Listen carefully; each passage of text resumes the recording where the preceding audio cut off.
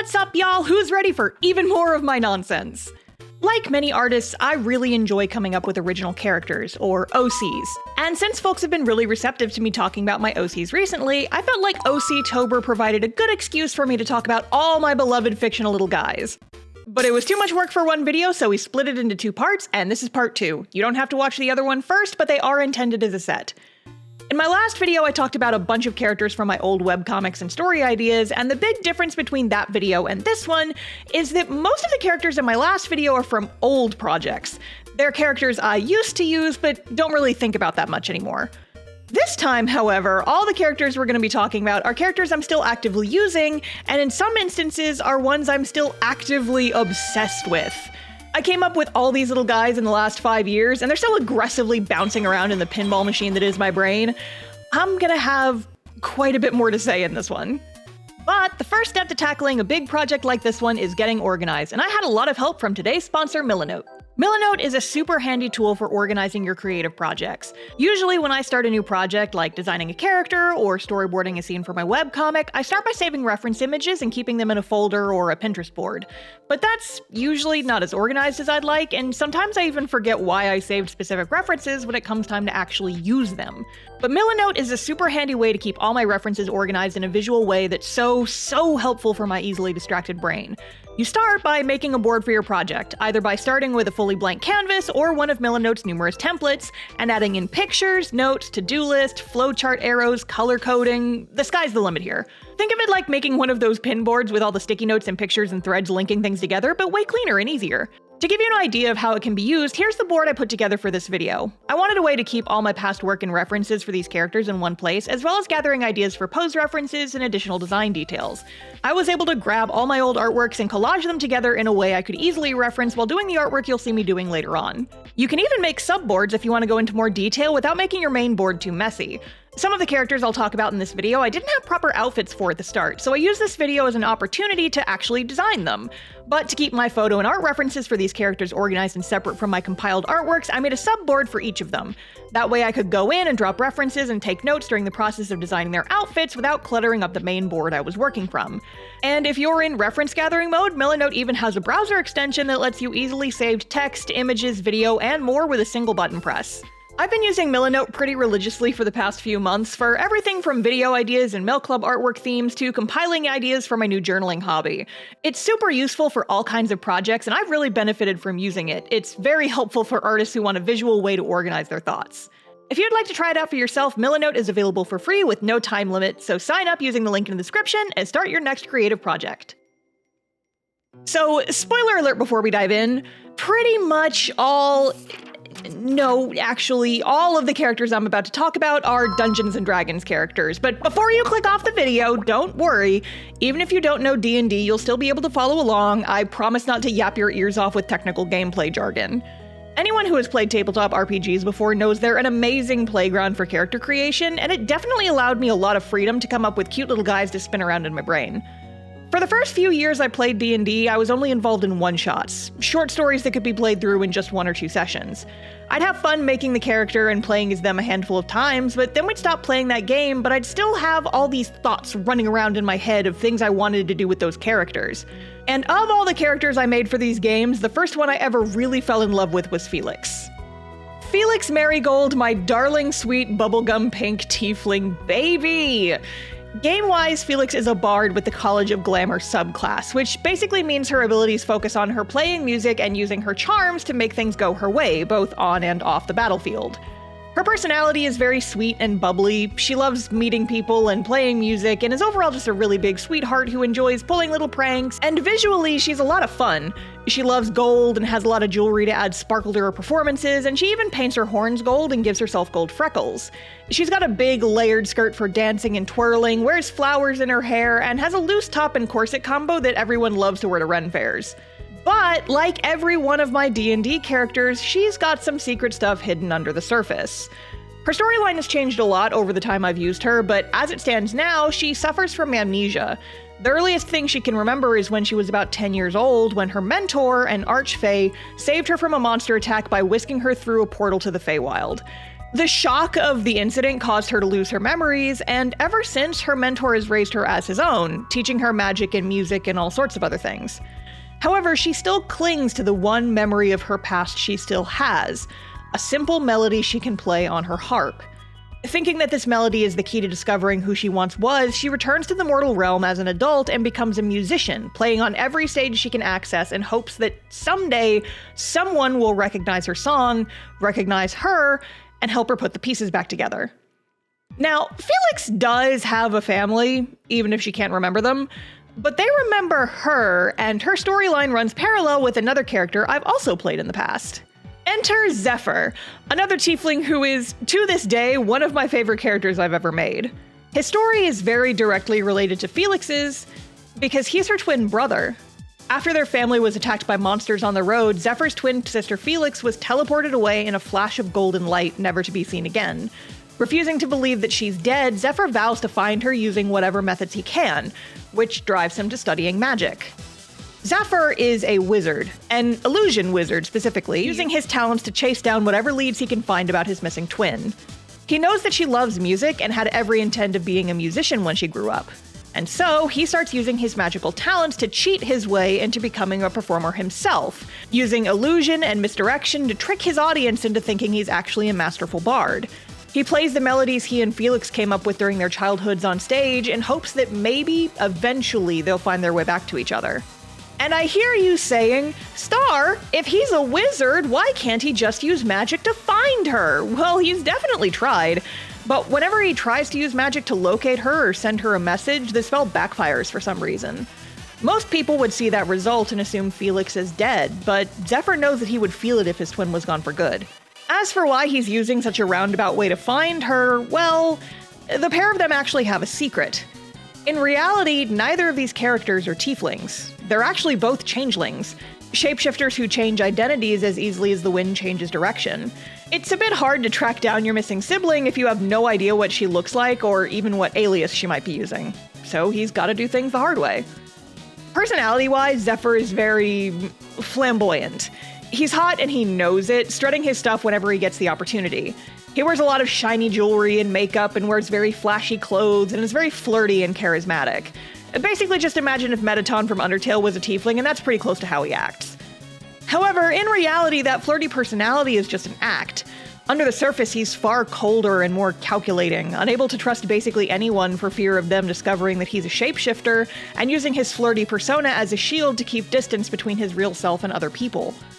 While I've never played him in a longer campaign, I almost played Zephyr in our D&D show What's Left of Us. However, by the time I joined the party, it already had a changeling and a bard. Zephyr was a bard originally. So I ended up making a different character instead. But imagine if this guy was thrown in with the rest of the cast of that show. I get psychic damage every time I think about it personally. But before we get much further, there's also a third person we still need to talk about. Storm is one of Zephyr's many changeling alter egos, a moody and sarcastic human who generally tries to stay out of the spotlight. He wears clothes that are far too large for him in case he needs to shapeshift on the fly into someone taller or more muscular. Changelings in D&D can only shift their own bodies, not their clothes. When Zephyr isn't performing, he takes on his Storm persona. While Zephyr's whole thing is being as gaudy and eye-catching as possible, Storm's is that he doesn't draw much attention to himself, making it easier for him to get around.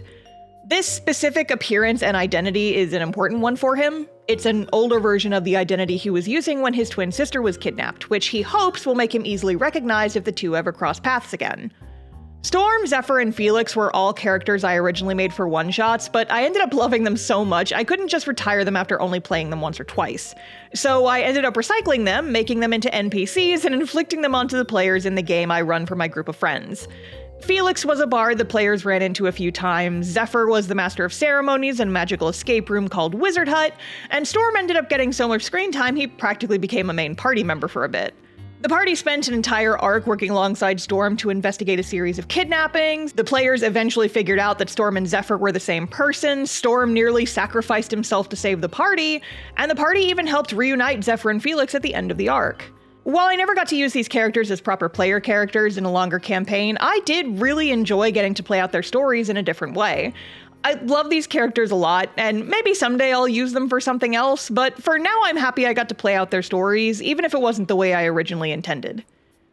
Now, I think everyone who plays TTRPGs can relate to coming up with cool character ideas and never actually getting to use them, so while this next character isn't one I've actually played yet, I still really enjoy him. So now let's talk about Cyrus, my beloved little tree man.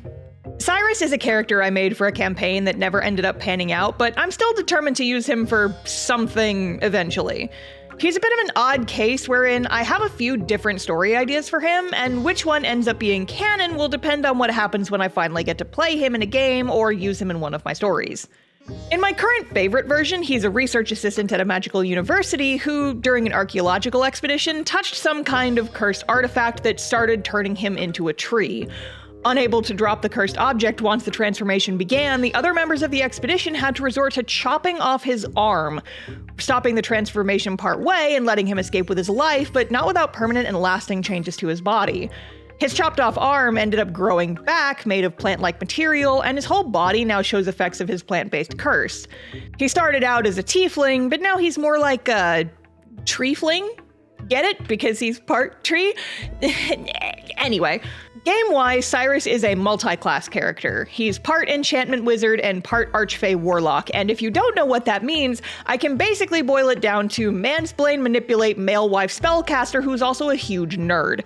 His playstyle leans very heavily on charming and manipulating people for his own benefit, which mostly started with him getting people to stop bullying him and take him seriously. But once he figures out he can do that, what's to stop him from using his powers in other ways? How far is he able to take his manipulation, and how far will he actually be willing to go? And honestly, one of the reasons I haven't played him yet is because his personality and priorities are so different to my own. He'd be a hard guy to get my head around, you know? So in the meantime, he's on the bench, occupying the green space on my tiefling color wheel. Slight side tangent, but yes, I have a tiefling color wheel. My plan is that someday I want to make a tiefling character in every color of the rainbow, and I've got about half the colors filled out so far. Someday I will have my little tiefling rainbow, but I want it to happen naturally. I don't want to force it, you know? It'll come with time. I'll fill out those missing spaces eventually.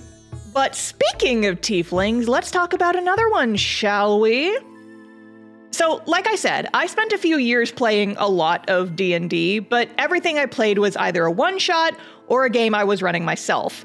I never got to experience the joy of being a player until I got invited to play in our streamed game What's Left of Us. So now it's time to talk about Emery. Emery is my wonderful grumpy girly, formerly an elvish noble who was living a good life with her family in Waterdeep until she got body snatched by a cult. However, rather than dying, her disembodied soul was able to steal someone else's body and come crashing back to the mortal realm, and now she's on a revenge quest to kill the people who stole her life and get her body back in the process. As a result of her betrayal, she has a lot of trust issues and warms up to people slowly. But as time has passed in the campaign, she's really bonded with and opened up with the other members of the party. She's got a rough outer surface, but she has a good and caring heart underneath it all, and has somehow ended up being dubbed the mom friend of the group. I'm not sure if that could have happened with any other party, but it did, and honestly, I love it. I love that this hard ass has been forced into the mom friend role. It's so funny, but also such a fun twist for her character. Imagine if Sasuke was your mom friend. That's what this feels like. I'd go into more detail, but if folks want to learn more about Emery, you can check out her entire story along with all the other characters in our D&D show What's Left of Us. But if what I've already said isn't enough of a temptation to watch the show, I'll leave you with some more tidbits. Number 1, before she got body snatched, Emery not only had a beloved younger sister who was now at the mercy of the doppelganger that replaced her, but was also set to inherit a major leadership position in the Waterdeep government. And with an imposter in her place, the stakes are pretty high for her to take care of the problem before everything falls apart.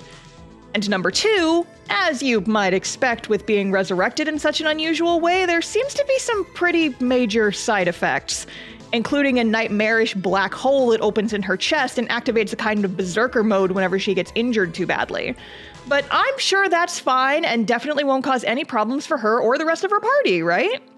Anyway, if I've managed to catch your interest, you can find a link to watch What's Left of Us down in the description, and I hope you all check it out. So, What's Left of Us has been running for about 2.5 years, but about a year in, a few of us decided that we didn't have enough D&D in our lives and wanted to start a second campaign. This one wouldn't be live streamed and would meet more frequently, allowing us to progress through the story much faster. And the character I made for this game is maybe my favorite character I've ever made, ever. You knew it was coming. It's time to talk about Verity. Verity Noblesse, my angel, my sweet, my lovely little lavender daughter, I love you so, so much. Verity is another tiefling and a paladin of devotion, essentially a holy knight fueled by the love she holds for the people around her. She actually got her start as my backup character for What's Left of Us. There was a session where I was convinced Emery was going to die in the next episode and started brainstorming an alternate character I could use if Emery bit the dust. The crystal horns were something I had originally planned for Emery, but didn't end up using and kept in my back pocket until just the right moment. And when we started our second campaign, I finally had a chance to bust out my pastel crystal girly. As far as basic info goes, Verity is a shy and sweet but slightly nervous girl who prefers to stay out of the spotlight.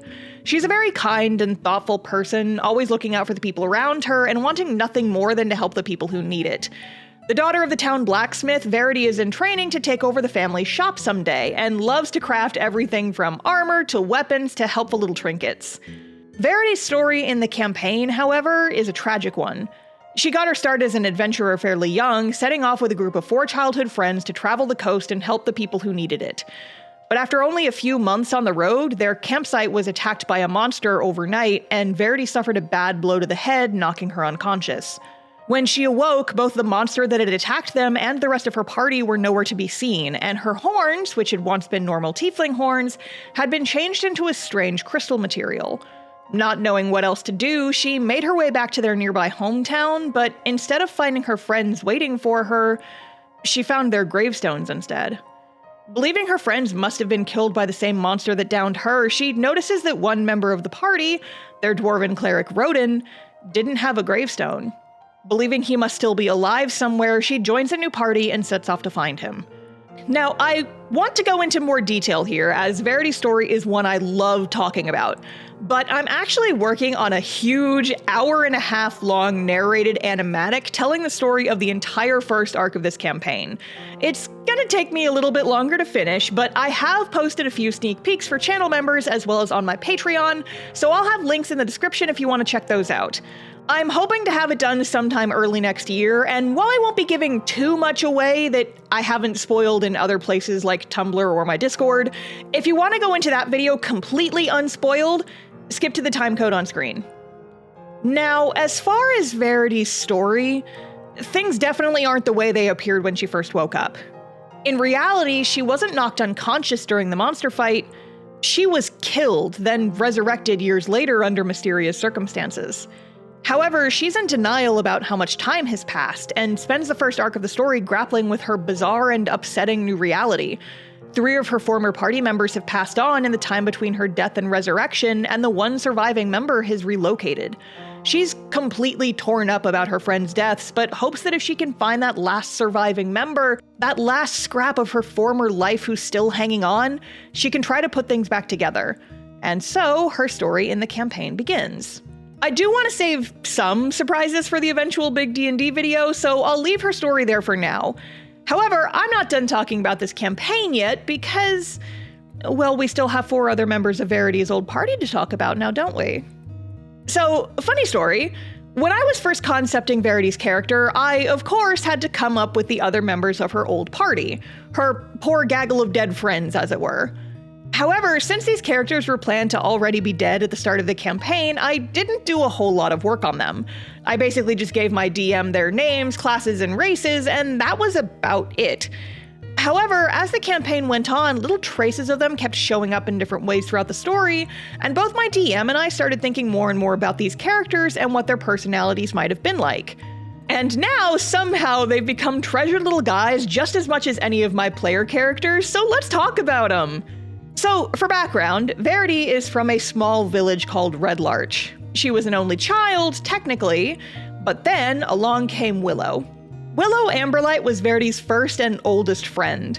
Her mother was a famous adventurer and friends with Verity's father, so while her mother was away on missions, Willow would stay with the Noblesse family. She was energetic and precocious and worshipped her mother as a hero, telling stories of her mother's adventures to anyone who'd sit still long enough to listen. This, of course, included Verity, who was always excited and entertained by Willow's stories. Willow was also a voracious reader who tore through just about any book she could get her hands on, and not only was she the one who inspired Verity to start enjoying reading herself, eventually she and Verity started a book club where Willow would read and act out the books while Verity worked the forge. The two girls were basically inseparable from a young age and practically became sisters, always together and getting up to various shenanigans. Willow is such a fun character to me. A bard in training, her main talent lies in storytelling, and she was inspired by both her mother's stories and the books she and Verity read to go out adventuring and someday write stories of her own travels. Unfortunately, her mother eventually disappeared. She went out on a mission and just never came back. And that could have demotivated Willow from pursuing adventuring herself, but her passion and love of stories drove her forward, and she really blossomed into this colorful personality who loves to experience what the world has to offer. Now, Verity and Willow were definitely a dynamic duo growing up, but their friend circle would eventually grow, so next let's talk about the third addition to their little group. In stark contrast from Willow, Darius Ison is a more serious and stern individual.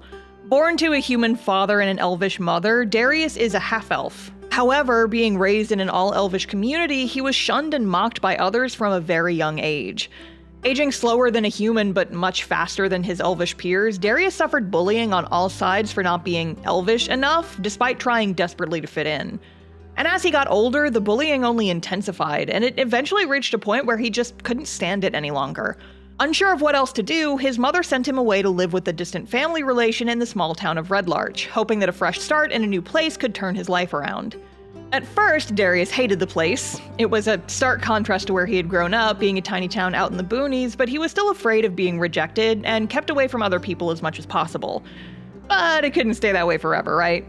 One day, a traveling book salesman came through town, and while Darius was perusing their wares, he overheard two of the other kids from town pestering the bookseller for the newest installment of a popular adventure romance series. Darius made a snide remark about childish stories for country simpletons, but one of the girls, one Willow Amberlight, wouldn't stand for her beloved stories being mocked by some prissy newcomer. She challenged him to at least try the stories before mocking them, and invited him to her and Verity's little book club. Annoyed, but not one to back down from a challenge, he agreed to come to one book club session, then got extremely invested and didn't miss a single meeting from then on. And so, Verity and Willow's friend duo became a group of three. Darius is a very interesting character, but in a really different way than Willow. He's a bit pretentious and uppity as a result of his upbringing, but he mostly puts on that attitude as a shield. He spent his entire life being bullied relentlessly for not being good enough, and Verity and Willow are the first friends he ever made. He likes them enough to let his guard down around them, but not fully. He still has that lingering trauma and insecurity and refuses to show any cracks in his armor. And although Willow sometimes teases him and calls him fancy boy, he does appreciate that the two of them don't judge him for who he is. He never really says it out loud, but he was glad to finally find a place he fit in. Also, if it wasn't obvious by now, Darius is a wizard. Because of course he is, right? The guy screams wizard. Also, fun fact, Darius was actually the one who kicked off the Star Actually Starts Thinking About These Characters more cycle, because as it turns out, Darius might not actually be dead. It's weird and complicated, but in the current arc of the campaign, his sorta ghost just kinda lives in Verity's brain and constantly makes snooty comments only she can hear. Gotta love the friendly neighborhood brain wizard. Someday we'll get him his body back, it's fine, don't worry about it, I'm sure it'll all work out.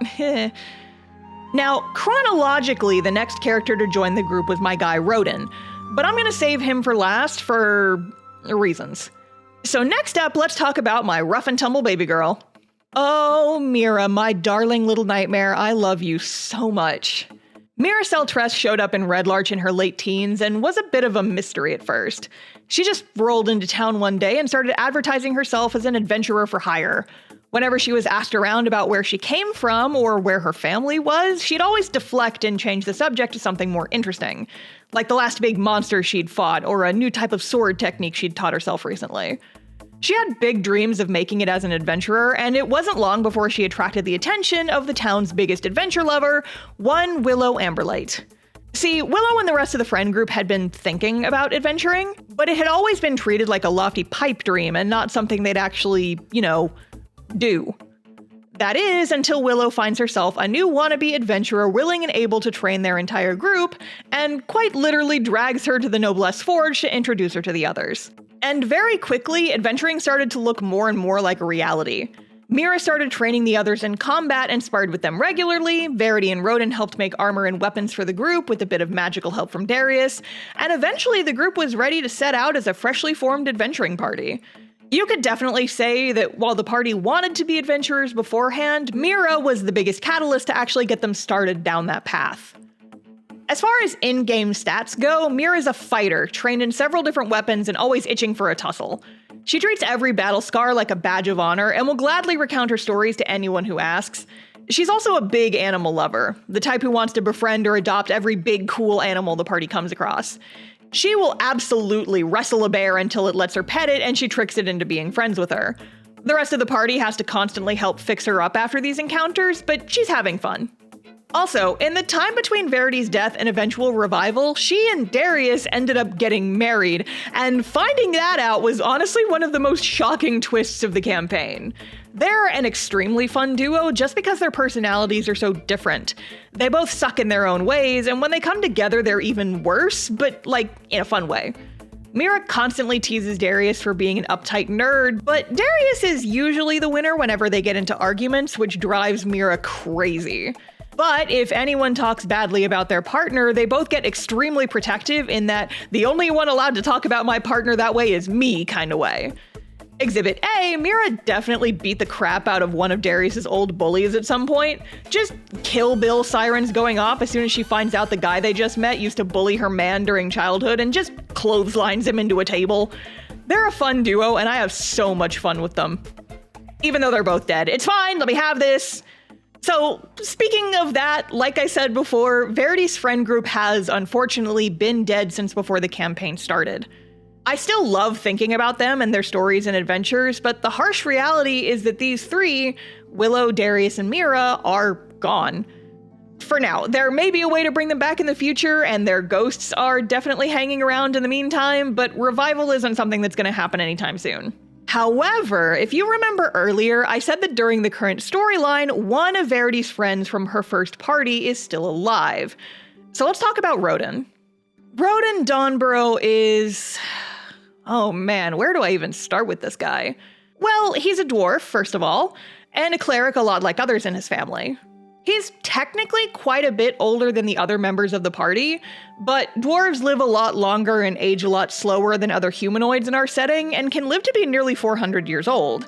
So even though number-wise, Roden's in his 60s when he meets the rest of the party, he's still the dwarf equivalent of a teenager and slots into their group really well. And he's just such a little guy! I love him so much! He's literally a little guy too. My DM once described him as the dwarf equivalent of a twink, and that sentence dealt so much psychic damage to me, let me tell you. He gets tangled up with the rest of Verity's friend group not long after Darius does. After moving to Red Larch, he's upset to find out that his family doesn't own their own forge, and that if he wants to work on any crafting projects, he'll have to pay to rent the blacksmith's forge in town, the one owned by Verity's father. He and Verity end up meeting and getting to know each other during his time using the Noblesse Forge, and bond pretty quickly over their mutual love of making things. While Roden tries to be a more stereotypical and boisterous dwarf for appearances and fitting in, underneath that surface veneer is a quiet and introspective guy who likes writing poetry and playing the cello and crafting small and intricate jewelry pieces. He and Verity get along extremely well. She finds his quieter side really endearing and feels really safe being around him. And as a result, he feels safe being himself around her, and the two are constantly inspiring each other creatively. The two end up getting really close, and after they start their adventures, the two are so frequently mistaken for a couple that they end up deciding to try dating casually. They're both pretty shy about it. I'm not ashamed to say that my ace self very heavily rubbed off on both these two. But they're just this lovely little duo that care a lot about each other and both take their jobs as the group protectors really seriously. Verity being the group's shield, and Roden being the healer who helps take care of them when they're injured. However, obviously, this wouldn't last. When Verity is killed in battle, Rodin is absolutely destroyed, feeling like he lost the one person he could be himself around. Unable to resurrect her for a variety of reasons, he spent the next several years in a depressive spiral before eventually taking upon himself to keep her legacy alive. He and the others start an organization called the Shields of Verity to help train adventurers and fight off monsters threatening the coast. Rodin himself works with Willow to write songs and poetry about Verity and perform them to tell her story. And over time, as he starts moving up in the world, his stories about her start to weave themselves into the folklore of the coast. And then, years and years later, under bizarre and unforeseen circumstances, Verity returns. While from her point of view, almost no time has passed and she hasn't aged a day, by the time she comes back, Rodin is an old man. He still cares about her deeply and is so happy to finally have her back, but it's complicated.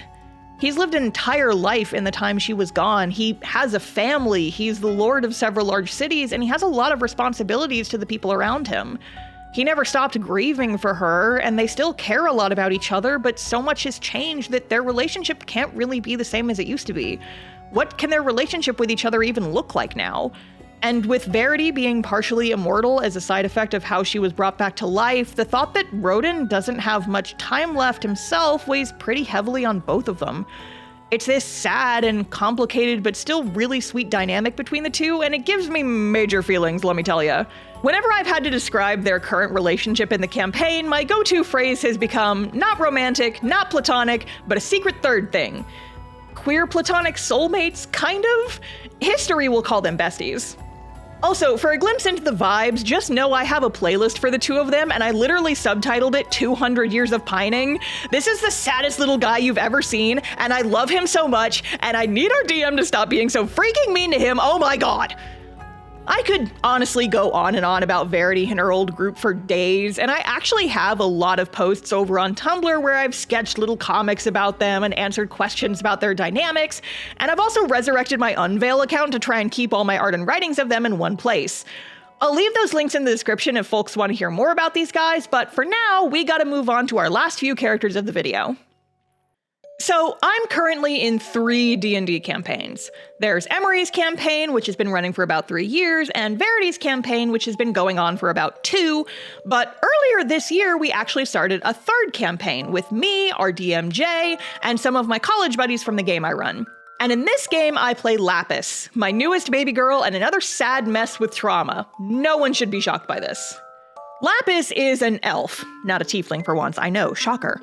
And her story starts about 6 months before the campaign, when she suddenly woke up on the streets of the city of Elturel with no memory of who she was, where she was, or how she had gotten there.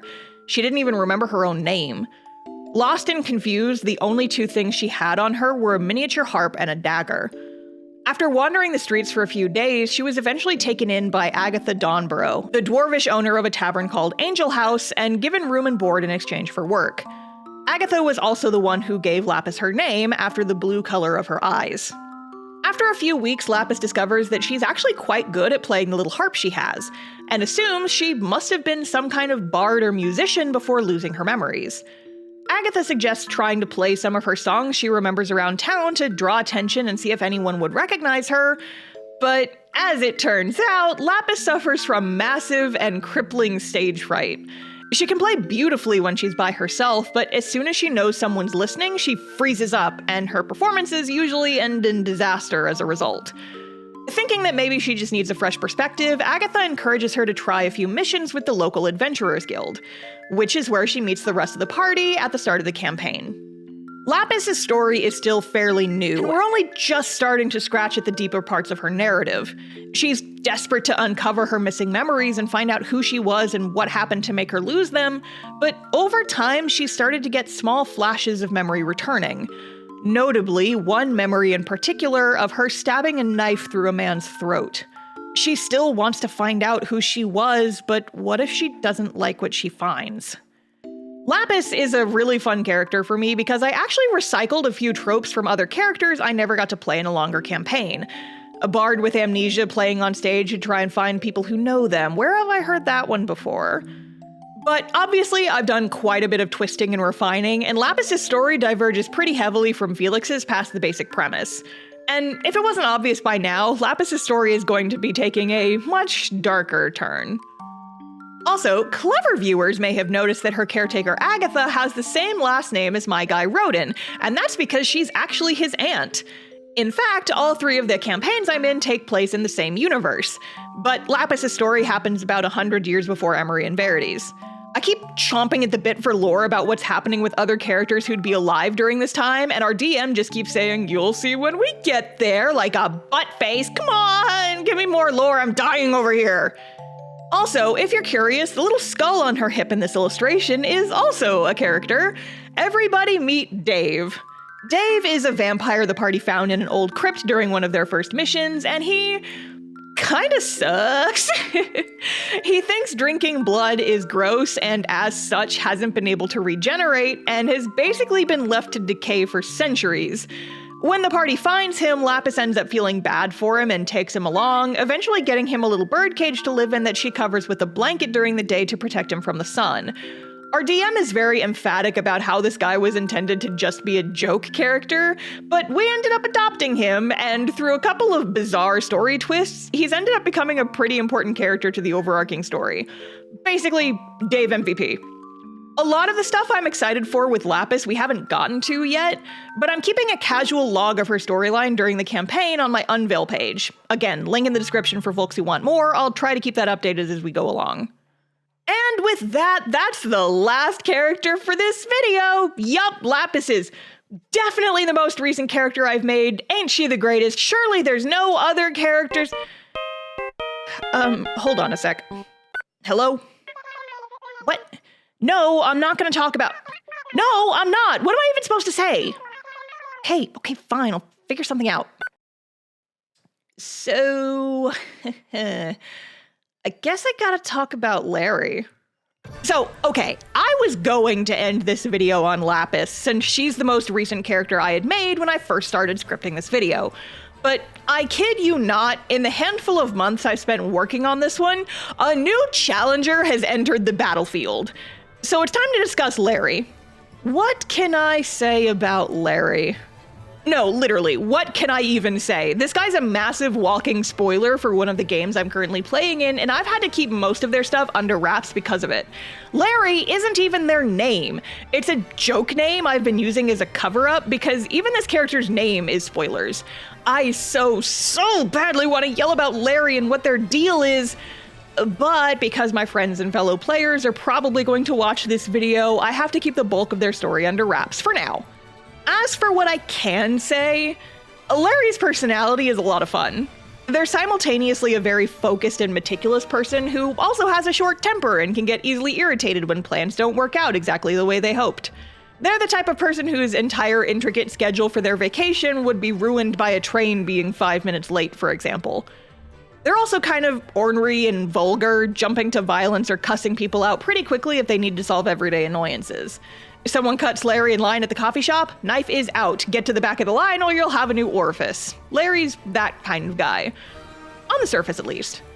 Larry's a pretty deep character who's been through a lot, and while I can't go into detail, basically their life sucks, and they've had to put up a lot of emotional walls to keep themselves from breaking down over the constant pressure. And we all know how much Star loves her emotionally unavailable OCs, hehehe. As far as how Larry fits in, I'll say that they have a very strong connection to one of my existing player characters. I'll let you all take bets in the comments as to who that is and what their connection is, and I promise that as soon as Larry's secrets come out in the campaign, I can and will be screaming about them. But we'll have to wait and see how long that'll take. The fun part about D&D is never knowing when these huge secrets will finally come out in-game, right? In the meantime, here's an ornery little guy. Yippee! And that's where we're going to call it for this one. I hope you all enjoyed my rambles, but before we go, it's time for Star's Webcomic Corner, the part of the video where I talk about my favorite webcomics, boost my fellow creators, and give you guys something new and fun to read. So let's get into it. Have you had the dream recently? Have you suddenly manifested new magical abilities? Do you suddenly have anime protagonist hair? Congratulations! You've been chosen to be a magical girl! Magic powers, cool transformation sequences, adorable outfits, everything you could possibly dream of is waiting for you. Register today and help protect our city's future. It's not all sparkles and rainbows, is it? Formerly a member of the magical girl group Team Alchemical, Undine's world is thrown into chaos after her teammates are killed in combat. In an attempt to uncover the truth about her companion's death, she continues her fight against the monsters attacking the city, making some new friends along the way. But the truth she seeks may run deeper than she expects, and the path may lead to uncovering a darkness plaguing their entire way of life. Sleepless Domain is a comic I've been following for a few years now, and it very quickly became one of my favorites. Fans of the magical girl genre who want a deeper look into a world where magical girls are a normal part of everyday society will find this story fascinating, and the comic does a phenomenal job of slowly drip-feeding the world building, giving you the information you need in a natural and unobtrusive way and not overwhelming the reader too much. Every part of this comic oozes love for magical girls, with every single character having their own theme and unique outfits and powers. The character designs are stellar, the art is vibrant and energetic, and the story really keeps you itching to learn more as the characters work to uncover the mysteries at play. And while the story tackles a darker take on magical girls, it never feels hopelessly dark. A wonderful story about both the pain of loss and finding light in the darkness.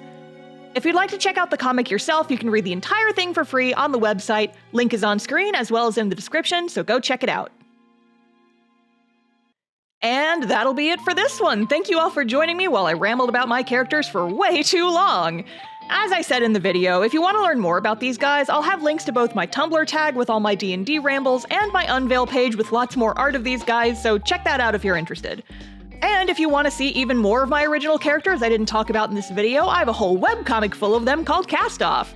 We're finally getting some pretty big lore drops, and it's a great time to start reading, so a link for that will also be down in the description. As always, a huge thank you to all of my wonderful Patreon supporters scrolling by on the left, and a special thank you to my video shout-out tier patrons, Leaf, Jared, Holly, and Mr. Downmatsu. Thank you for once again enabling me to yap about my OCs for an entire video. If you want to help support me and my work, see your name in the credits like this, get videos and comic pages early, and a bunch more bonuses, you can check out my Patreon at patreon.com/castoff. Link is down in the description. Thank you all so much for watching, and I hope you have a lovely rest of your day. Bye!